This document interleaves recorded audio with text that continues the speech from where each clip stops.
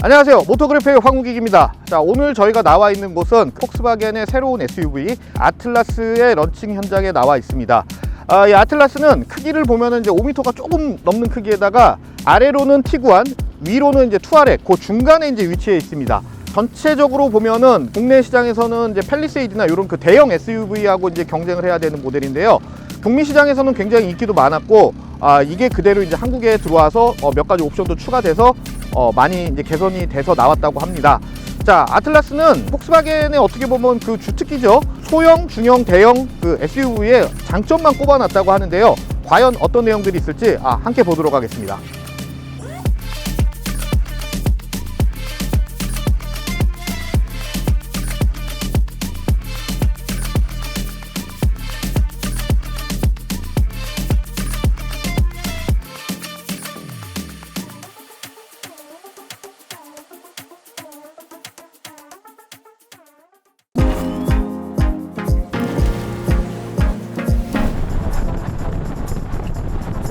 폭스바겐 아틀라스 시승에 지금 나와 있습니다. 대형 SUV죠. 국내 이제 경쟁 차종으로는 팰리세이드, 그다음에 포드 익스플로러 뭐 이런 차들이랑 경쟁을 하게 되는데요. 그 세 차종마다 조금씩 색깔이 달라요.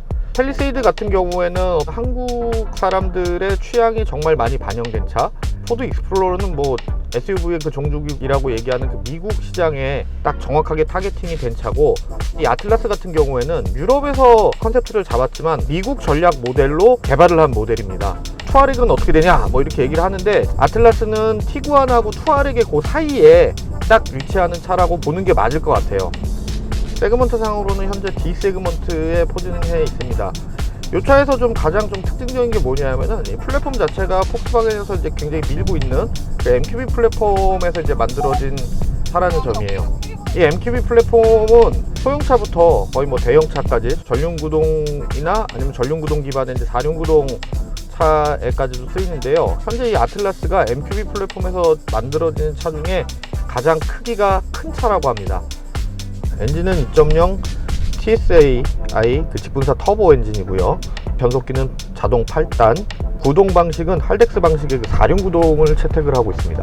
이 차에 들어가 있는 그 EA888 엔진은 폭스바겐이 이제 개발을 해서 다양한 차종에 지금 사용을 하고 있는 엔진인데, 그 100마력대부터 시작해서 한 300마력대 초반까지 세팅을 할 수 있을 정도로 레인지가 굉장히 넓은 엔진입니다. 개인적으로는 이 정도 크기에 이 정도 무게가 되는 차에는 6기통 이상이 돼야 좀 어울리지 않을까라는 생각이 들어요. 물론 이제 고속주행이나 장거리 크루징을 할 경우에는 좀 더 배기량이 크고 대형 엔진을 선호를 하겠지만, 대부분의 SUV가 이제 도심에서 거의 뭐 생을 마감할 때까지 사용한다는 것을 감안하면은 그 선택도 나쁘지 않다고 봅니다. 물론 엔진이 작아지면 가장 좋은 건 이제 효율이겠죠. 연비라든가 아니면은 그 경제성 부분이 많이 부각이 되는데, 그럼에도 불구하고 엔진은 273마력 정도로 지금 세팅이 되어 있고요. 뒤에 이제 견인력이 또 생각보다 높은 편인데, 견인력이 한 2.5톤에서 6톤 정도, 그러니까 웬만한 그 보트 같은 것도 끌고 갈 수 있을 정도의 힘이 있습니다. 실내 공간도 생각보다 넓은 편이에요. 근데 큰 특징이 뭐냐면, 실제로 운전을 해보면은 차체 크기가 지금 5m가 넘어가는데도 그런 크기감이 안 느껴져요. 그리고 또 SUV, 대형 SUV를 타시는 분들이나 특히나 이제 좀 체구가 작으신 분들 같은 경우에는 큰 차를 운전을 하면은 거기서 오는 그 부담감을 많이 얘기를 하시는데, 이 차에서는 사실 별로 그런 게 느껴지지 않는 것 같아요. 현재 그리고 아틀라스는 그 6인승이랑 7인승 이제 두 가지 버전으로 지금 판매가 되고 있어요. 인테리어도 뭐 굉장히 깔끔하고 정리정돈 잘 돼 있고, 특히나 이 독일 차들의 특징이 뭐냐면은 실내 인테리어 공간을 효율적으로 배치해 놓은 거, 이제 버튼류라든가 이런 것들이 다 운전자 중심으로 이제 배치되어 있다는 게 큰 차별점이라고 할 수 있는데, 이 차는 미국 수출 전략 모델로 개발된 차라서 그런지 모르겠는데, 그런 독일의 그 어떤 실용적인 부분들이 잘 나타나 있고, 도어 포켓이라든가 콘센트 뭐 이런 것들도 적재적소에 배치가 돼 있어서 다양한 야외 활동을 즐기는 분들한테는 굉장히 불편함 없이 즐기실 수 있는 요소가 많은 것 같습니다. 앞쪽에 있는 이 모니터라든가 이런 것들은 사실 이제 좀 보수적인 성향이 강한 독일 차들에서는 좀 볼 수 없었던 모습들이에요. 모니터도 굉장히 큼직큼직하고, 기본적으로 안드로이드 오토나 그 애플 카플레이가 제공이 되는데, 제가 조금 전에 사용을 해보니까 약간 오류는 있더라고요. 피고 좌회전이기 때문에 저희 오른쪽에 진출 정차에서 대기하고 있습니다. 안전 진입. 미국 시장을 겨냥하셨다고 하는데 이제 미국 시장을 겨냥할 때 중요하게 봐야 되는 부분들이 있을까요? 미국 차들은 대부분 그 포커싱이 맞춰지는 게 딱 두 가지예요. 실용성하고 그 다음에 내구성, 요 두 가지거든요. 왜냐하면 미국은 주행거리도 길고, 그 다음에 직선 위주의 도로도 많고, 자동차 없이는 생활을 못하는 사람들이 많기 때문에 그 두 가지에 대해서 이제 초점을 많이 맞추죠. 그런 면에서 아틀라스는 그런 조건을 좀 충족해서 나온 차일까요? 그런 조건이 충족이 돼 있죠. 다만 아쉬운 점은 뭐냐면은 유럽차 특유의 그 탄탄한 주행 감성이나 이런 부분은 조금 부족해요. 그러니까 보통 이제 폭스바겐이나 아니면 아우디나 이런 독일 차들의 주행 감성은 굉장히 탄탄하고 좀 이렇게 좀 날렵하게 움직이는 그런 이미지를 갖고 있는데, 미국 시장에서는 사실 그런 게 필요가 없거든요. 그래서 오히려 이 엔큐비 플랫폼에서 만들어진 차긴 하지만 서스펜션의 세팅이라든가 차체의 그 셰시의 움직임은 우리나라 차 쪽에 더 가까운 것 같아요. 좀 부들부들하고 승차감 중심의 안락함, 그쪽에다 초점을 많이 둔 것 같습니다. 자, 그리고 이제 폭스바겐 아틀라스에서 이제 가장 중점적으로 봐야 될 게 가격입니다. 버전별로 가격이 조금 차이가 나긴 하지만 6,600만원에서 6,700만원 그 사이에 포진하고 있어서 7천만원을 넘기지 않고 대형 SUV를 살 수 있다는 점, 그것만 해도 사실은 폭스바겐 아틀라스가 가진 그 메리트라고 저는 생각을 해요. 저는 이 차를 딱 한마디로 얘기하자면은 유럽 회사가 만든 차인데 그거를 이제 미국식으로 해석을 했다? 그렇게 저는 이 차를 딱 표현하고 싶네요. 저희가 지금 영종도에서 출발해서 지금 쭉 고속도로를 타고 오고 있는데 차가 생각보다 좀 가볍게 나가는 편이에요. 좀 사뿐사뿐하다 그래야 되나? 아무래도 이게 2.0 터보의 4기통 엔진이다 보니까 조금 출력이 부족하지 않을까라고 생각을 했었는데 생각보다 빠릿빠릿하게 움직이는 편이고요. 그리고 이제 가장 큰 특징이 이 차체의 움직임이나 이제 거동에 대한 얘기인데, 승차감 자체는 부드러운 편입니다. 어떻게 보면은 독일차의 그 전통적인 느낌보다는 국산차 혹은 미국차의 그 중간 사이라고 저는 생각이 돼요. 앞쪽에서 이제 운전을 하는 느낌은 어떠냐면은 그냥 뭐 편안한 차, 무색 무치 무미에, 그렇지만 뭐가 돼도 평균보다는 위쪽에 있는 전체적인 성능이 이렇게 무난한 쪽이라고 얘기를 하고 싶어요. 더군다나 이제 가솔린 SUV다 보니까 고속도로에서 다른 차들을 뭐 추월하거나 좀 빨리 가기 위해서 약간 속도를 올려도 더딘 부분이 없습니다.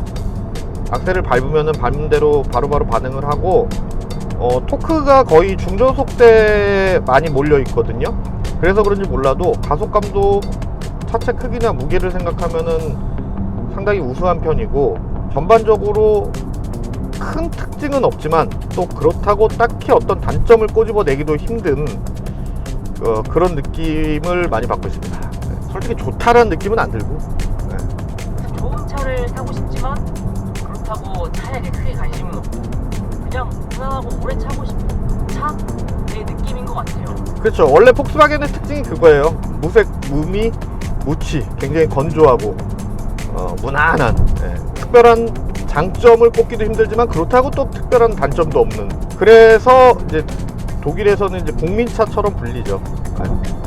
둘 다 공짜로 준다 했을 때 저는 아틀라스 탈래, 골프 탈래 하면 골프 탈 것 같아요. 저도 골프 탈 것 같아요. 골프 탈 것 같아요. 그게 왜 그러냐 하면은 김PD나 나나 배우자나 가족이 없어서 그래. 그럴 수 있겠네요. 배우자나 가족이 있으면 또 틀려지죠. 요즘에는 차를 살 때 대부분의 사람들이 이 차를 가족들과 함께 탈 거를 먼저 염두에 두는 경우가 상당히 높아졌죠. 그러다 보니까 이제 차도 등치가 커지고, 그 다음에 안에 공간 활용성도 좋아지고, 그 다음에 엔터테인먼트 시스템도 막 다양해지고, 이제 뭐 이런 게 있죠. 저희가 지금 이제 고속주행을 계속 이어가고 있는데요. 자, 이러다 보니까 또 이제 민감하실 수 있는 부분이죠. 80km까지는 괜찮은데 80km를 딱 넘어가게 되면 그때부터는 외부에서 들려오는 소음이 좀 큰 편이에요. 풍절음이 좀 있는 편인데 아무래도 이 차체가 각져 있고 또 등치가 있다 보니까 이런 현상이 좀 발생을 하는 것 같습니다. 뭐 그렇다고 뭐 아주 뭐 크게 문제가 있거나 그런 수준은 아니고요. 민감하신 분들은 조금 거슬릴 수도 있어요. 드라이브 모드는 에코, 컴포트, 스포츠, 그 다음에 인디비주얼, 오프로드, 스노우 이렇게 6가지가 준비가 되어 있습니다. 평균적으로 이제 도심에서 가장 많이 쓰는 거는 에코를 가장 많이 쓰겠죠. 그리고 고속도로나 좀 이런 달리는 도로에 가면은 뭐 스포츠 정도 이제 쓰실 것 같은데, 여기서 이제 좀 눈에 띄는 부분은 인디비주얼이에요. 저 인디비주얼은 뭐냐면은 그 여러 가지 상황을 많지는 않지만 그래도 운전자가 본인에 맞게 이제 설정을 할 수 있는 부분이죠. 3열 시트는 어떻게 생각하세요? 저 3열 시트도 사실 논란이 좀 많은데 제가 개인적으로 생각했을 때 사람이 타라고 만든 시트 같진 않아요. 그래서 맨 뒷열 시트 같은 경우에는 어른이 타기에는 굉장히 좋습니다. 그래서 제 생각에는 3열 시트 같은 경우에는 적재 공간을 늘리기 위한 목적, 그런 목적으로 사용을 하는 게 맞지 않을까 생각이 됩니다. 뭐 3열 시트 앉으셔가지고 장거리 한번 가보세요. 허리 아파요. 허리 아프고 피오줌 쌉니다. 자, 이렇게 해서 오늘 저희가 긴 거리는 아니지만 폭스바겐 아틀라스를 잠깐 타봤는데요. 제 느낌으로는 이 폭스바겐이 미국 시장을 겨냥한 차기 때문에 그 본인들의 색채를 조금 줄이면서 시장 성향에 맞게 변경된 부분들도 많이 반영이 된 것 같습니다. 이 차는 누구에게나 다 잘 어울릴 것 같아요. 편안하게 탈 수 있고 안락하게 탈 수 있고, 안에 뭐 편의장비, 안전장비, 그 다음에 뭐 컵홀더에 이르기까지 이런 부분들이 그래도 비교적 넉넉하고 어디에 봐도 이제 온 것들이 있기 때문에 그 누구에게나 잘 어울릴 것 같습니다. 자, 그렇다고 뭐 도심주행뿐 아니라 오프로드 모드가 있는 거 보니까 뭐 어느 정도의 아주 뭐 빡세지 않은 정도의 그 비포장 도로를 달리는 것도 재밌을 것 같고요. 그리고 견인력이 2.5톤에 이른다는 거. 요즘에 이제 뒤에다가 뭐 달고 다니시는 분들 많잖아요. 뭐 캠핑 트레일러 조그만 거 달고 다니시고, 그다음에 저쪽 가평내 이쪽 가시면은 보트 달고 다니시는 분들도 있는데 아마 그런 것까지 되게 다양한 영역에 다양한 스펙트럼을 커버할 수 있는 차라고 저는 생각이 됩니다.